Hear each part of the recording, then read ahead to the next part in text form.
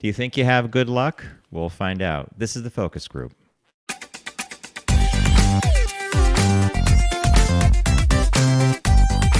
They're all business, except when they're not. It's the Focus Group with Tim Bennett and John Nash.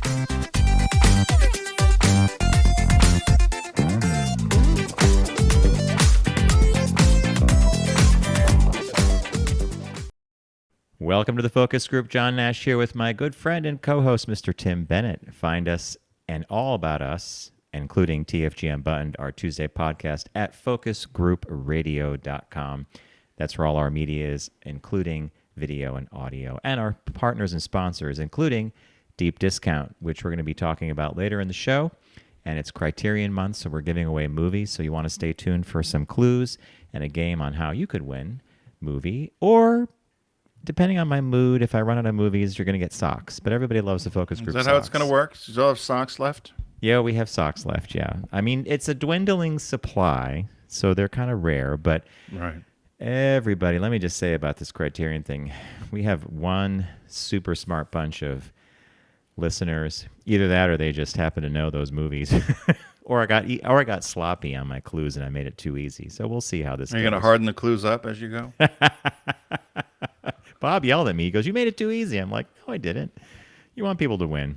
Didn't for a while when we were on Sirius XM, didn't Bob control the clips at one time? Well, you jokingly used to call it. Bob says. Bob Bob tells says, John to say, yes, pick that. To say. John tells Bob to pick that flick. Yes. Or Bob tells John to pick that flick. And we also had incidents where you and I would be telling a story on air, and Bob would call in and try to correct the record. I knew it was a matter of time before I'd have to call. Remember that one time about the Bellagio? That was so funny. And he was so defiant. That's what was so funny about it. He was just so adamant about, I'm going to. It's like, Bob, That's not how it happened. Don't ruin a good story, Bob. Don't you understand? Never let the truth get in the way of a good story, my God. And we've we were learned the that for people that years. happened to, so we're allowed to change the story whenever we want, right? Yes, you have to add a little color, otherwise the stories are boring. Poor John, or poor Bob. So one thing I was going to say, and you had commented on this as well, is when the audience is sending in their guesses for the Pick That Flick for Criterion Month, we're getting a lot of great notes from people. They've been longtime listeners. They remember us from the Sirius days. And it's really great to hear from everybody, and I thank you for those kind words.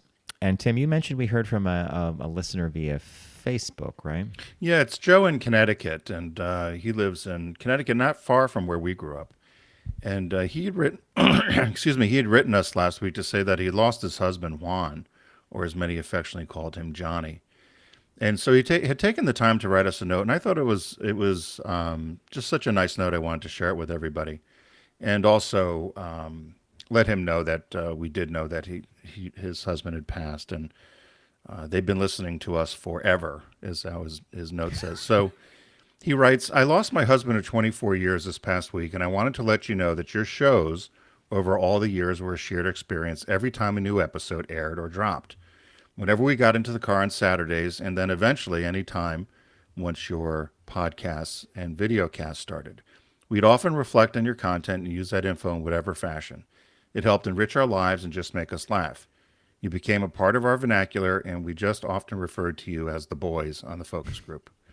And I just thought that was a very, very sweet note, and I wanted to again, share it with the audience. You and I had, over the years, many people would send us notes, and you just never know who's listening, or we have an awful lot of silent listeners, right? People that aren't going to take the time to write or let us know. And sometimes we think it's just John and I talking and our mom's listening.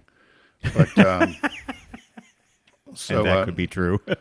So our condolences to Yes. you, Joe, and thanks for being a loyal listener, and thanks for dropping us that note. It meant an awful lot. And what an amazing, you said they were together for 24 years, 24 right? years, yeah. That's fantastic. Congratulations, and again, condolences. I don't know that congratulations make sense for that, but long term, it's Yes. amazing, right? Well, in many ways, but didn't your mother say at one time you were together? Are you and Bob been together, 40 years, is it? 36. 36, okay. Well, more than most quote-unquote traditional marriages, right? Uh-huh. And I wonder if Joe and his partner were mistaken for the same person. he might understand what I'm saying. When I call Bob's mom sometimes, she actually plays a game. She's like, because I guess, what's that thing with couples? They look like each other after a while and they sound like each other. Start dressing alike. And yeah, so she'll sometimes start talking to me like I'm Bob, and I'm like, no, it's John. Gosh darn it. I should know the difference. I said, no, you don't have to, because we now sound alike. My dad would do that in high school, much to not my liking. He'd pick up the phone, hello, whatever, Tim, yes, and then somebody would just spill out what they were going to do, and he would get the info. And I was like, Dad, you got to, he loved to do that.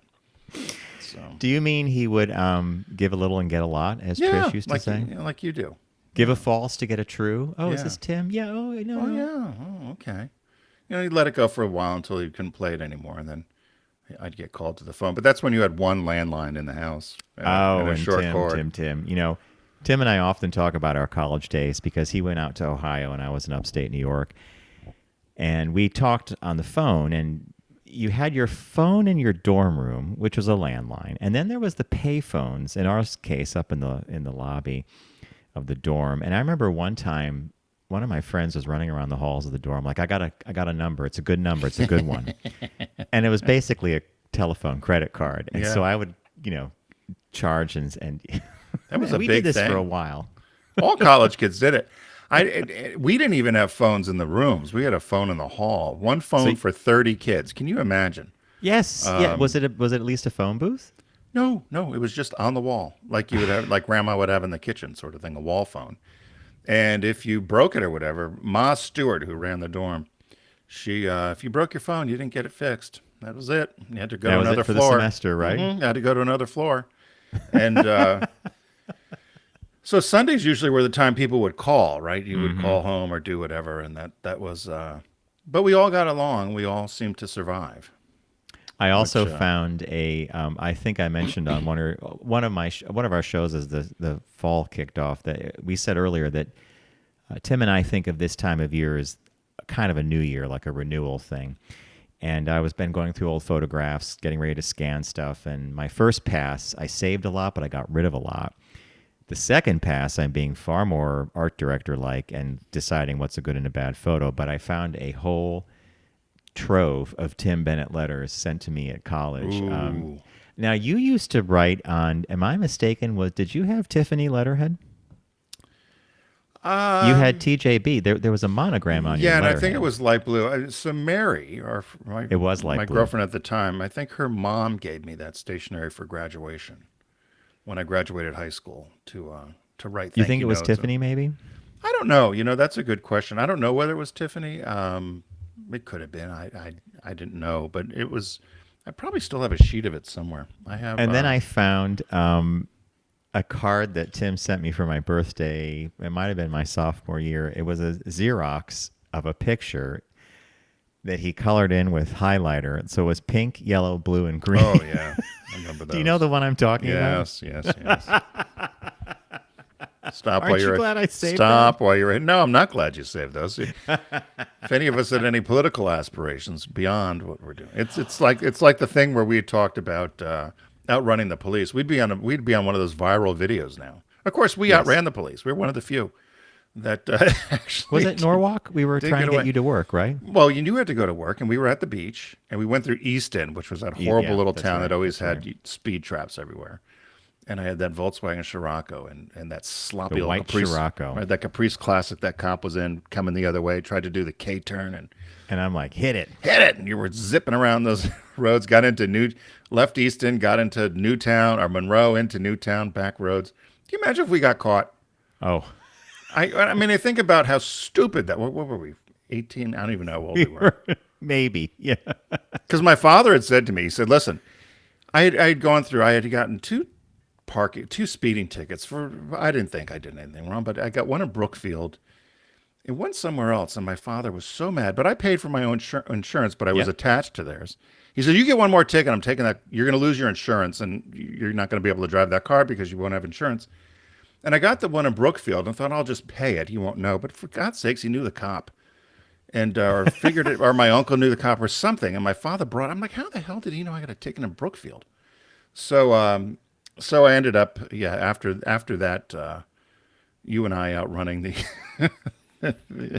local trooper in Easton, Connecticut, or it was Easton or Weston, one of Yes, those. and the thing that you accurately nail is you then did this weird way back to where Oh we my live. God! All these back roads, and by the way, the entire way back we were laughing our asses off. Got away, man. That was so yeah. You know, That car got me a lot of tickets. Marianne and I and Paul, she had the map out, and we decided to cut. We were coming back from Ohio when we were in college, and we cut through Dingmans Ferry, yeah. Pennsylvania. That's Delaware Water Gap. That's Right, where and- Sonda and Lee have their place. And if you cut through Dingmans Ferry, it cuts off about 40 minutes on the trip, but it's But you a have to go over a small little bridge for rural $1, road, right? Little rural road. But Marianne, it was late at night. It was like 2 a.m. And so we're flying through. It's like a Lucy episode. Marianne and I are flying through Dingmans Ferry and get pulled over. And we were going 45 or 50 in a 15-mile-an-hour zone or something. And Marianne, we don't have 50 cents with us. She's like, "Oh my God, I made you go this way. I feel so bad. I'll split the ticket." And the cop comes. He's lecturing us, and he could see the car was loaded with crap. We were going back for Thanksgiving, and back to Connecticut for Thanksgiving. So he says, "You're going to get the maximum fine." It was $25. So after the huge lecture, and Marianne's like, "Thank you," and off we went. We said, "Well, for $25, it was worth the 40 minutes we didn't have to spend going out of our way on 84 through Pennsylvania." But it was funny. That car though, yeah, it was a great little car. But The Scirocco was. So when you were in Dingmans Ferry, did you have to go over a little toll bridge for $1? probably, I don't, gosh, And there's actually a human being at the bridge, you have to give him, and it's you can't do anything but pay cash, just quarters or what. why laugh? Because our friends Jeff and Todd just bought a house in Dingmans Ferry. 30, 40 years ago, Dingmans Ferry was ha ha ha. Now, of course, if we had $1 then and invested in Dingmans Ferry, it's now a big second home place for a lot of people, particularly New Yorkers or people in North Do you Jersey remember and Philly. the name Sean Strube at all? Sean Strube? I He don't was know if I very, know. very big in ACT UP and HIV activism. He settled there and owns a hotel and restaurant. He wrote Oh, a wow. book. But Dingmans Ferry, has been on the radar for me for a while because our friends Sonda and Lee have been out there. Yeah, they have But a yeah, I beautiful know. home there. And we looked at it years ago as well, and I thought, if you had the... How long does it where- take to get there from Manhattan? It could be anywhere from an hour and a half to longer, but it's usually about an hour and a half, and that's only because you have to deal with the George Washington Bridge. You have to Right. get to that side of the river, and that's always a problem, in my opinion, because leaving Manhattan, you have the tunnels or the bridge. Well, it's funny because so many New Yorkers went north to Hudson County Yep. and then other ones who wanted more of a, I guess I don't want to say a deal, but maybe more affordable for the money went to Pennsylvania, and went over that way. Which I had gone up to Jim Thorpe. I thought that Yes. might be a place Yeah. as well. And when I saw the lesbian Chinese vegan restaurant, I knew it was over. As soon as you see that in town, I'm like, the lesbians are, it's over. But so yeah. All right, we're going to get the show rolling. If you're new to our format, we're going to talk. We're going to share some stories called Caught Our Eye.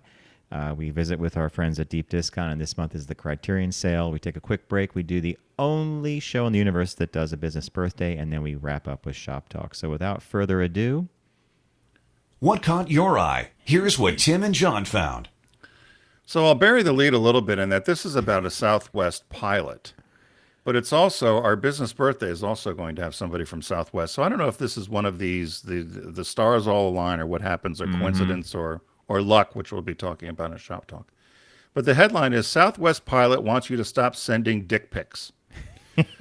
So apparently there was a flight going to Cabo, and I believe they were leaving from Dallas. And so they're on their way to Cabo, and someone on the plane, they would not identify the gender, but kept doing airdrops of nudes on their cell phone, and it was going to the pilot's phone and everyone else's phone. I guess you technically would know this better than me, John.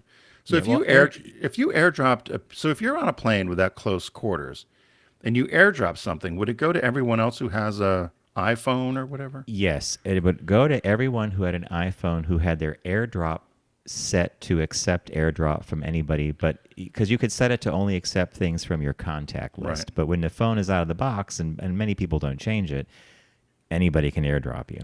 Well, so that's what happened. So it says the headline was the Southwest pilots want you to stop sending dick pics, and then the story says exhibiting his best "don't make me turn this plane around" vibes. A Southwest Airlines pilot recently used the plane's intercom to admonish an unidentified passenger to stop sending inappropriate pictures to his cell phone. So his video of the incident on TikTok has over 2.4 million views. It said the naughty airdrop took place while the pilots, they were all sitting at the gate, and they were on their way to go to Cabo San Lucas and in Mexico. And the exasperated pilot made it clear that as a father, that he did not appreciate what was being sent. So then somebody thought, well, maybe it was pictures of a woman was sending something. So they said, he said to them, if this does not stop, he said, I'm going to have to pull back to the gate. Everyone's going to have to get off the plane, and we're going to have to get security involved, and your vacation's going to be ruined. So please, if you are the airdrop person, please stop it and quit sending naked pictures. This goes over the intercom on the phone. And let's get yourselves to Cabo. So they talked about it. They asked Southwest for a comment. They said, well, it's up to the pilot's discretion as to how he manages his flight. Obviously, he's in charge. And if he didn't want these nudies sent to him, they thought he tastefully let people know, please stop doing it. I kind of thought, why not? Why not get him? Okay. What would you have done? What would you have done if somebody dropped you one? You'd probably look at it and laugh, or you move on, right? Or would you have done this sort of thing? I would not have done it, but I have had the airdrop happen, and if it's happened you to me on have? the subway. Oh yeah. And I was riding a train. What gets dropped? I had two things get dropped. One of them was a dick pic, You're kidding me. and the other was a car. It was a picture of, remember Mighty Mouse when we were Yeah. growing up? Mighty Mouse will save the day. And then you look around the subway car, because, by the way, the airdrop feature usually works via Bluetooth, which is 25 to 50 feet range, I think. And I finally saw a bunch of kids You're looking around. laughing Who their is it? asses off because they were watching everybody in the car. They didn't know, they just broadcast it, and a bunch of people would lift up their heads, or like someone got like really that's disgusted. funny. The dick pic was, who knows where they found these things, but yeah. And So, it's so happened to you would Bob, sit too. there. So I've never had that happen. So you're sitting there with your iPhone, and then what's it come across the screen? Do you accept? Will it say, do you accept, or how does it It work? appears. It used to just appear, and then you had a button that said, what do you want to do? And Of course, you said yes.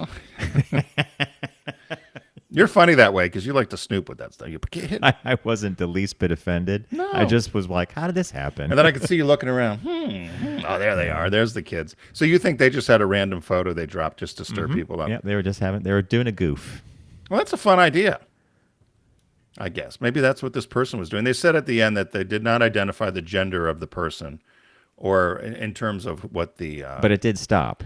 They said they did not talk about the what stage of arousal the genitalia were in. So I figured that was a male, because women genitalia you're not going to tell, right? You Our friend can't, Andrew told yeah, us that's that. right.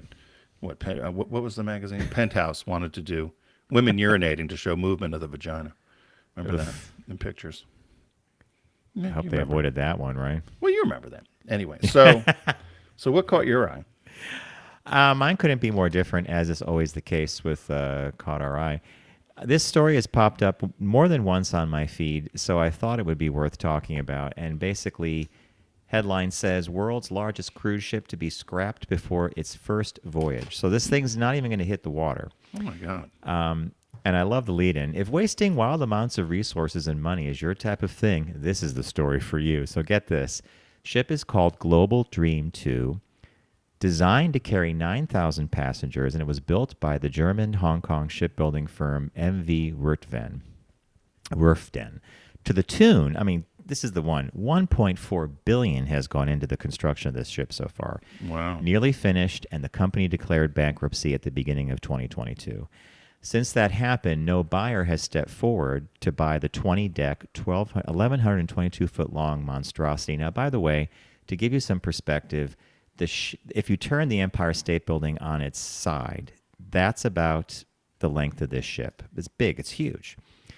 So now they think that since no one's stepping forward, they are going to, in fact, have to scrap the ship. They're going to send it to, of all places, Turkey, where Turkey has this whole thing where they break down ships and they cut them apart and they rescue and salvage the metal. So this ship, had it hit the water, would have been the largest in the world and would have outclassed the Oasis size ship, which is Wonder of the Sea, owned by Royal Caribbean. And the Wonder of the Seas has a passenger capacity of only 6,988 people compared to the 9,000 this thing could have taken.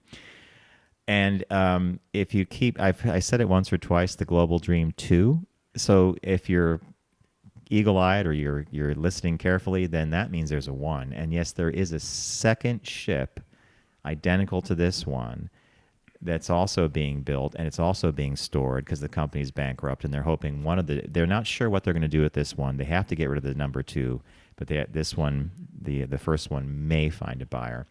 And the article just finishes by saying that had we not been in the circumstances we are right now economically, and had we not had the pandemic, et cetera, the market for purchasing this ship would have sold instantly. They're hoping that a Chinese cruise company called Stena steps forward to possibly buy the ship, but it still needs all the interior work. So that price I quoted, the $1.4 billion, that's before you put in all the cabin furnishings and the glasses and the china and oh my God, right? See, if I had $1 bazillion, I would probably take the ship and you'd park it somewhere outside, somewhere in Manhattan, down by Chelsea Pier or something, if it would fit there, and then sell condos, outfit it with apartments, right?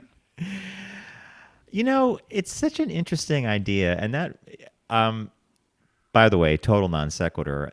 Another article I read that literally alongside this one was about a number of couples who retire 2 cruise ships, and Tim has probably seen the same thing. And in fact, you reported on it once or twice. We did a story on that one. It was cheaper than. So there is precedent, but you and I, Tim, you've only done Sea Dream yacht cruising, right? Yeah. Okay, Bob and I did NCL, Norwegian Cruise Lines. We went from New York to Port Canaveral. I did feel like I was in Disney, prison. right? Then you go to Disney. One day at Disney World, Andrew was with us, and boy, that was we got to see a ton thanks to his agenda, but it was, boom, boom, boom, boom, boom. Well, and those are like floating malls. Yeah. Those huge, how many thousands of people are on those boats? Well, the largest ship currently has over 6,900 passengers. The one that's going to be scrapped probably in Turkey was going to have 9,000 people. I don't know about you, but a lot of airdrops. Right? So that's a perfect dovetail into your story, right? Could you imagine airdropping on this boat? At the boom, boom, boom, at the Aloha deck or whatever, boom. Yeah, the captain's going to get a lot of earful for that. So that was what caught my eye. It was very simple. However, not so simple when you think of the economics of this. $1.4 billion in without any furnishings inside, and they're getting ready to scrap it. It's all that labor, all that material. It's just you often wonder how that stuff happens. Well, Tim, you know how that happens in corporate America. They spend money in peculiar ways. Yeah. All right, folks. As I mentioned at the top of the show, it is Criterion Month here on the Focus Group with Deep Discount. We want to thank them for partnering with us and our friend Sarah over at Criterion for sending the discs. And it's a simple game we're going to play if you want to win a Criterion movie or possibly a pair of socks, depending on my supply of movies. I'm going to play an audio clue. If you know the movie that the clue came from, just send us the answer to letters@focusgroupradio.com, and you will be entered to win. I'm kind of doing it on a rolling basis, so whenever you hear this, if you know it, you think you know it, just don't hesitate, send the clue in, and we'll see if you win. But let's play, and I'm going to play the audio clue. I am happy every hour of the day. My life is full because I know that I am loved. After last week, Tim's making a kind of a scrunchy face, so I'm going to play the clue again. Let me go, sorry. I am happy every hour of the day. My life is full because I know that I am loved. There you go. If you know the name of the movie that came from, by all means, send us your guess to letters@focusgroupradio.com. You might want to include your mailing address if it's an email you don't check too often. And I just use it to send the movies out. So there you go. Good luck, as we like to say. And Tim, would I know this movie? Of course, I don't know many movies, but would I know this movie? I don't know if you would know this or not. I love the movie. It's for the eagle-eared listener, it's from a while ago, but so it wasn't the Queen. No, you're not giving anything away. Okay, you're not. Yeah, you're right. It's not the Queen. Although we have used that movie in previous Pick That Flicks back on the old platform. So, what was the new release? Is there new release this week? Yes, there is, and this is one I was excited about. So I'm a big Baz Luhrmann as a director. Strictly Ballroom, Moulin Rouge, Australia. He is over the top, colorful. This movie was highly anticipated. So the new release this week from Deep Discount is Elvis, directed by Baz Luhrmann, and it's a biopic about the king of rock and roll. And the casting is kind of interesting too. So Austin Butler, I think he is the guy that plays Elvis. He spent months trying to kind of channel the king, right?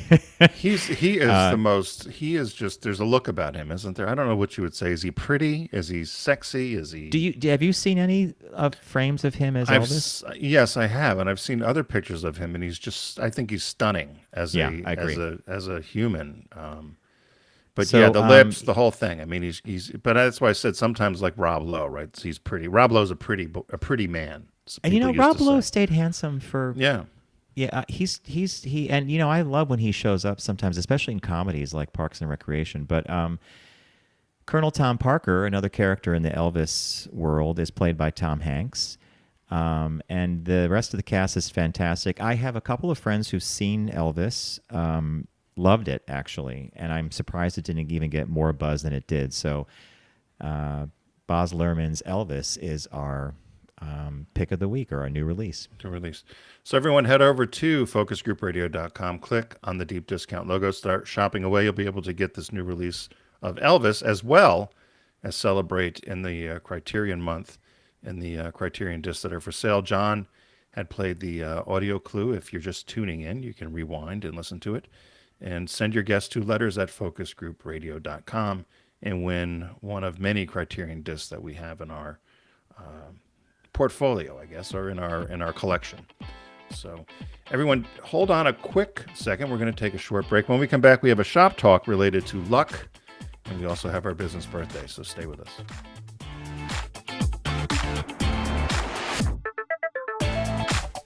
You're listening to The Focus Group with Tim and John. Learn more at focusgroupradio.com.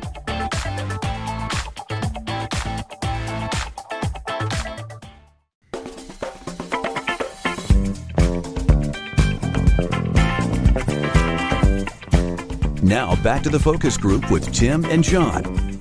Available pretty much everywhere.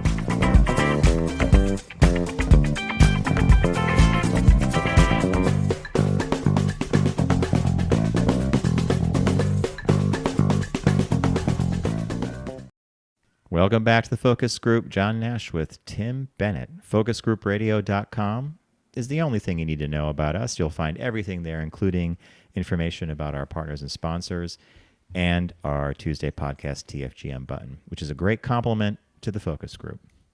So, Mr. Bennett, without further ado, a favorite of everyone's, the business birthday. Everyone does celebrity birthday greetings, but the Focus Group is the only show in the universe that celebrates business birthdays. So we have a business birthday today, September 14th, 1944. Happy 78th birthday to Colleen Barrett. Now, I did not know Colleen Barrett. Did you know her? No, this is new to me completely. It was new to me, and I was surprised it was new to me because in 2001, she became the first woman to serve as a president of a major airline. And but got there in a very atypical way to be part of the airline. She grew up in Vermont. She went to Becker College, which was a 2-year college in Massachusetts, and got a legal secretary degree. And she ended up getting a job with a law firm down in Texas. And she became secretary to an attorney called, his name is Herb Kelleher. I'm sorry, Kelleher. He was a young lawyer at the time, and he was very, very unorganized. They said his office was so sloppy and messy and disorganized that even the night watchman one time called the police and thought the place had been robbed and ransacked. It was just the way he kept his office. So when she came there to help him out, she got him organized, and they took this liking to one another. She was married before she was divorced. She had one kid. She was a single mom. But she really kept this attorney she worked for, Herb Kelleher, in line. And so over the years they had worked. They said in 1967, the attorney had met Rollin King, who had pitched this idea for Southwest Airlines, for this new airline he wanted to start. And so the law firm, the Kelleher law firm, was to handle all the legal aspects of it. And eventually, in 1978, there was a restructuring, and Kelleher finds himself becoming CEO and chairman of this airline. And so he brought Colleen Barrett, along with him. And the great thing about how he treated her as an equal. He never treated her as, oh, you're my secretary, you're my assistant. And she remembered that, and she's kept that as one of her philosophies throughout business. So lo and behold, she eventually she gets a number of positions: VP of Administration, 1986. She was promoted head of customer, vice president for customer relations, 1990. And she said, she describes her transition to true leadership as a gradual process. And she said for several years when she would get promoted, she would have to occasionally remind others that she was there on her own merit, and she was distinct and not a parrot for what Herb thinks. And he eventually gives her the title of president of the airline. And so she had been credited with helping to shape the Southwest Airlines customer service strategy, all the employee culture at Southwest Airlines, and their leadership philosophy there. She was commonly referred to as the airline industry's Queen of Hearts for her focus on corporate values and service. They said during her time in leadership, she made an effort to personally respond and correspond with every customer who wrote the company. And she also contributed a lot to the airline's fuel hedging strategy. So they would play the game with fuel in terms of getting a better deal. So they said she was, with that promotion, as I said, she was the first and only then woman to hold the rank of president at a major airline, and was the highest ranking woman in the world of aviation. When her term ended, she said, I did have challenges. She had a difficult labor dispute. She also had been in charge of the airline with the September 11th attacks. She said it was very difficult because that crippled the airline industry.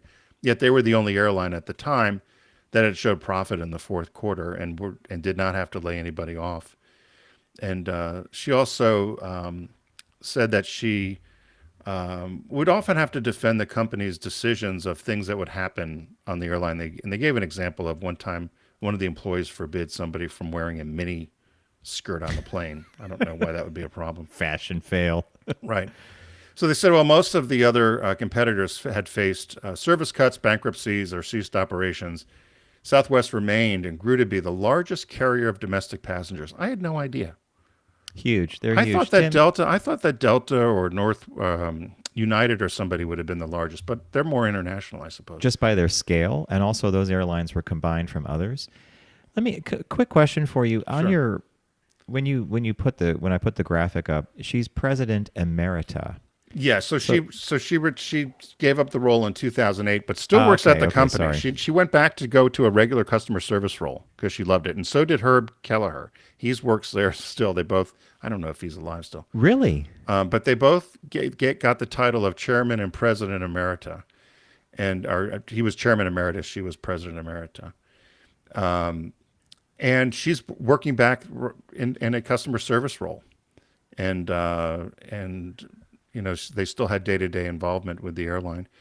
They said she's best known for her focus on servant leadership, the egalitarian principles that I mentioned earlier, and her general philosophy was if you treat customers well, they'll come back again and again, and they're going to if you treat the employees well, they'll treat the customers well, and in turn, your shareholders will be rewarded. She was a strong believer in the golden rule. It was posted visibly everywhere at all the Southeast locations. And something that I used to always do when I worked at Subaru, she focused on hiring for fit over skill. So she would hire people for fit over skill. Won a number of awards, of course, lots of women's business awards. And which I think is a great part of this story, considering she went to school to be a legal secretary. In 2015, she donated $1 million to Becker College, her alma mater, to found a Center for Innovation and Entrepreneurship, which opened in April 2018. So here she goes from being this legal secretary with humble beginnings in Vermont to president of Southwest Airlines. And then back to customer service. Back and to President customer service. Emerita. She liked doing that, and so she's 78 This years is a old cool today. one. Now, Tim, you know my niece Emma works for Southwest, and she loves it. Oh, I didn't know she was at Southwest. Yeah, she went. She's down in Texas, and she describes it as a great work environment. She's really happy there. Wow. She feels if you compare it to her other airline experiences, she feels definitely like a big part of the team, that she's contributing, that she's making a difference. And I just think this is really great that you singled her out for a business birthday, because I love hearing about women in aviation. Yeah. I for some reason, I've always felt this was or maybe it's not even a feeling, maybe it's just something that's true. I always felt this was a very male-dominated, aeronautics is a very male-dominated industry. And when I see a woman like her, who's done all these different jobs and with the same company too, like that's another thing that you don't hear about too often anymore, is someone who's stuck with the same firm. It goes back to like the old IBM days, right? Yeah. Yeah, no, she and I always think it's great when these sort of stories of people who have made their way and from humble beginnings were able to persevere. And so I think that was great. Yeah. It reminded me of the and of course I'm going to forget her name. I probably shouldn't even bring it up. But we had honored an African American woman who was one of the first pilots, I believe. There's an area of O'Hare named after her and a road, right? Right, and I had posted it, and it escapes my mind. I'll have to think of it. But when you were talking about women in aviation, they just honored her recently, which I thought was cool. Yes, you're right. You're right. I know I can see them. I could see the picture in my head. I could see the display case in my head that they have at O'Hare for her. So how they honored her is they had there was a flight they had with all African American women staffing, so pilots, co-pilots, people at the airport that meet the plane, whatever, which I thought was pretty cool. So it was women in aviation, and particularly African American women in aviation, and because again, an African American female pilot in this day is still rare. It wasn't Bessie Coleman, was it? Yes, I think you're right. Okay, I think you may be right. I just literally did a Google on.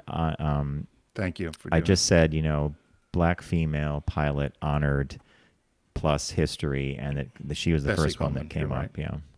Cool. And Yeah, you're right. She was the first person to earn an international pilot's license, which is so cool, right? Yeah. So it's and you're right. It's such a male-dominated, Like auto. dominated, Like auto. Exactly right.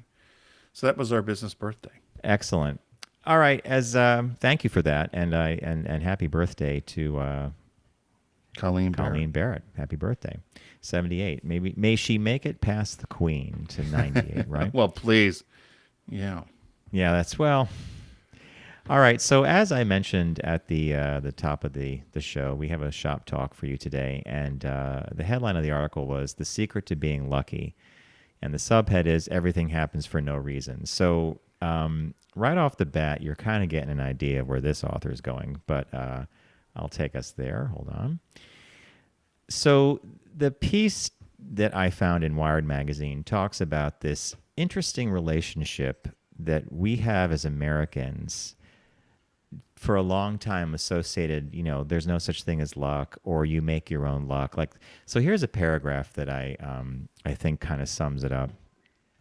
Diligence is the mother of good luck, and the harder I work, the luckier I get. These brisk aphorisms get pinned on both Ben Franklin and Thomas Jefferson, lest we earnest Americans forget that salvation comes only to individuals who work themselves to dust. Very American to work yourself into the ground. In truth, the luck equals work axiom does nothing but serve the regime and the bosses by kindling credulity in a phantom meritocracy instead of admitting that virtually every single advantage we get in the world is one we lucked into by being born to the right parents who speak the right language and the right zip code. How about we invert the meritocratic fallacy in those aphorisms and create a new aphorism that makes work the delusion and luck the reality? The luckier I get, the harder I pretend I've worked. An excellent way to describe the people born on third who believe they hit a triple. After all, the chances, and he goes on from there.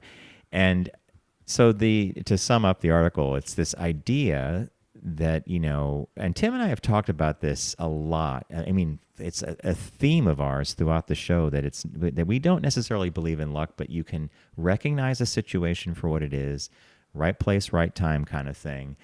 And this author kind of supports that, but he later in the piece, and we'll go through some things he recommends to have this worldview. He thinks luck is an interesting kind of perspective to have, that you can bring to your daily, to self-improvement. And he does this by suggesting that we look at luck as something of a positive thing. Did you get the same thing out of the article? Did you, or do you not? Yeah, I was trying to figure out where they were going with it a little bit because, and I didn't know if I read it correctly or not. But it said one of the things. Let's see, there was something about luck might not be a genuine quality in the world at all, but essentially that the more lucky, here it is. One of the things this means is that the more optimistic you are, the more you think others are lucky. Yeah. And I didn't quite understand that piece of it, but I still think, I remember our friend Tim Mahoney telling us this, don't underestimate the, the amount of luck that somebody has being in the right place, right time. And you could say, well, did you create your own luck? And there's a great interview I've talked about a bunch of times with Jackie Gleason on his very first interview with Johnny Carson. And he said, and Johnny Carson asked him, how have you been so successful with all these different things you did in your career?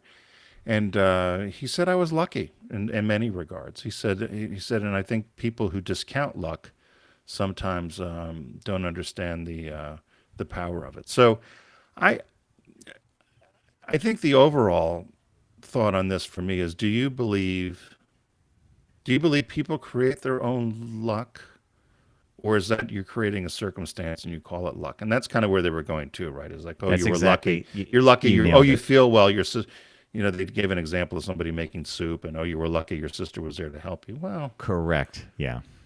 so what's your thought on luck, though? Well, Do you think you were lucky with your career? yes, I do.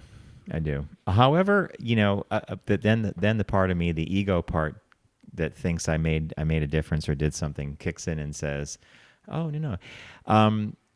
I think that it was exactly what Tim Mahoney used to say to us, and what we've talked about on the show for a long time is, no, I don't necessarily think luck plays a lot. Well, actually, I should stop mumbling and say this. The author of this piece believes luck plays an essential role in everything.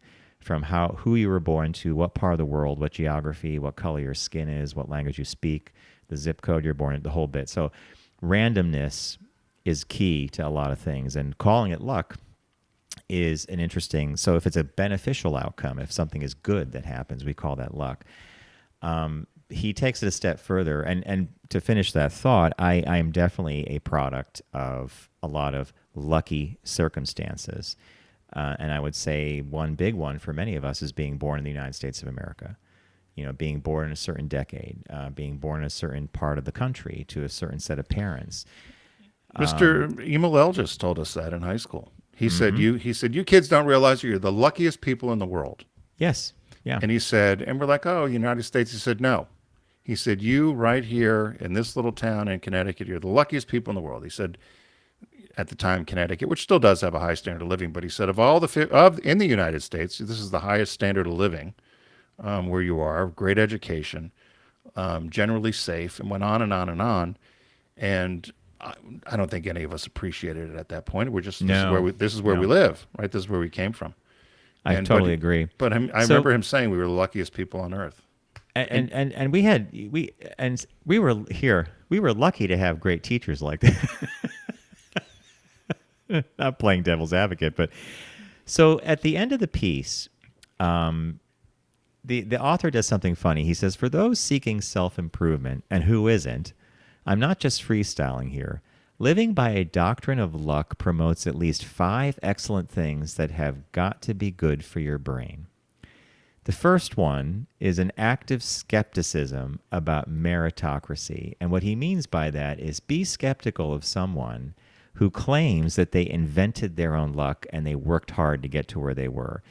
It's got what Tim exactly just said a minute ago, not only about our friend Tim Mahoney, but about our history professor or teacher, Emil Elgis.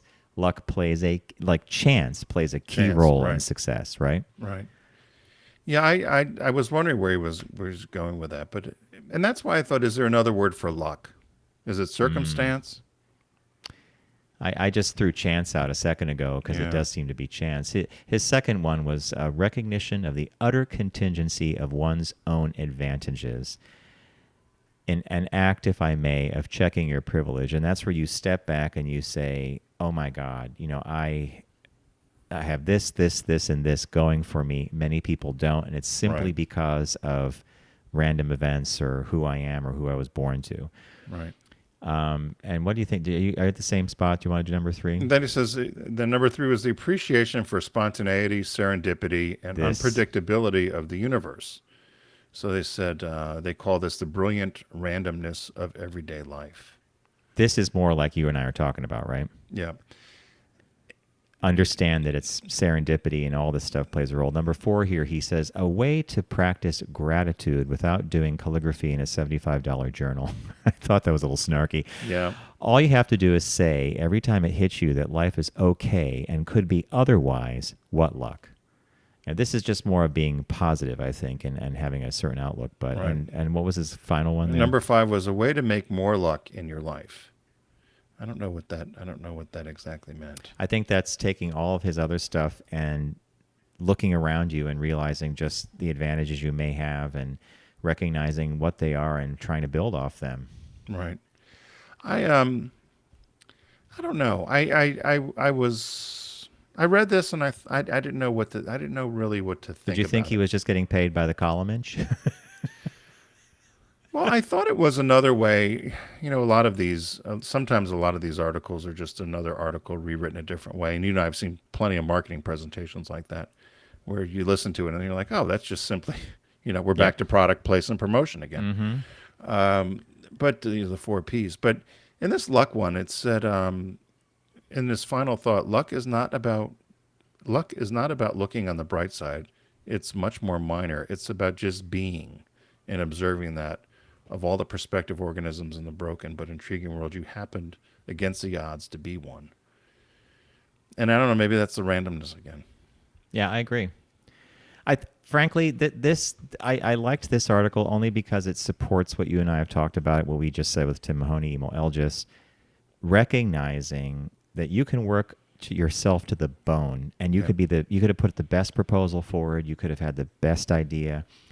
But sometimes randomness and someone else maybe did something sooner or whatever, it plays a huge role. And it's not the kind of thing you should beat yourself up over because, again, chance.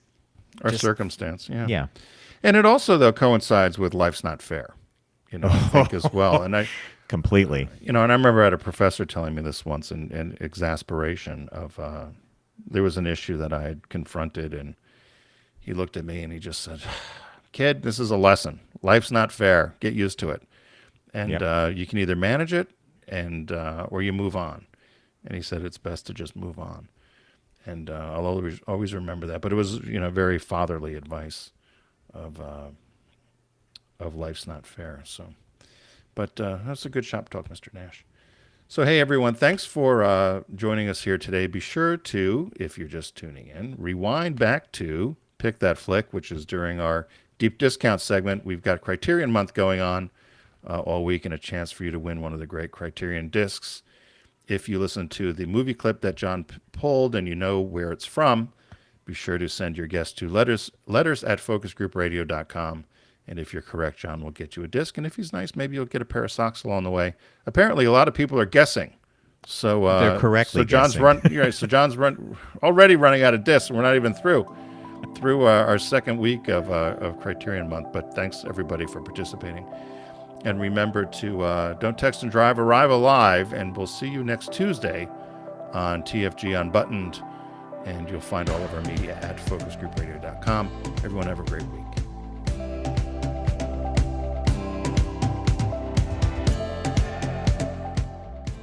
It's The Focus Group with Tim Bennett and John Nash. Accessible on all platforms. Subscribe, like, and rate us on your platform of choice. Learn more at focusgroupradio.com.